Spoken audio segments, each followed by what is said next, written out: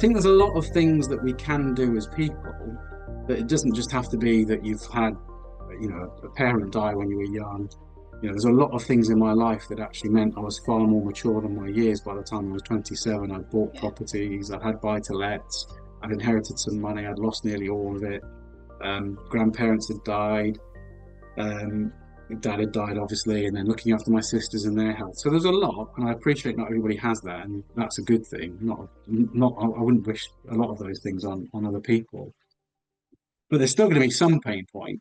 Mm. And again, I know I'm labouring it now, I'm going back to it, but if you can tap into what that pain point is, then there's experience of it. You've got an inside knowledge of what the difficulties are that somebody else has, how they think, what they might feel, what their experience was, which means you're then in a better position to help other people. But we could do other things outside of our own families. So we could go and do some volunteer work. You could man the phones at Samaritans and listen to some really desperate people. And that's going to help you with your skills in terms of empathy and listening, because those people don't want to be told what to do. They just need somebody to listen to them.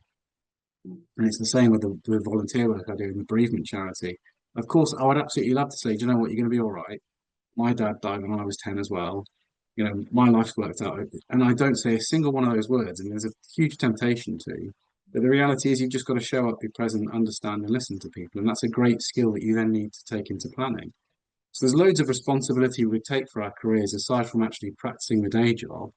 There are, I think Brett speaks about speaking at Toastmasters and practicing our presentation skills and speaking in front of groups of people.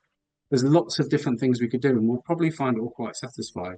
If you gave up a day a week, a couple of hours, not a day a week, a couple of hours a week to speak on Childline, even if that exists, I don't know, or Samaritans or whatever it would be, but the human side of volunteer work and getting in touch with those sorts of skills, it's going to hugely elevate your career as a financial planner.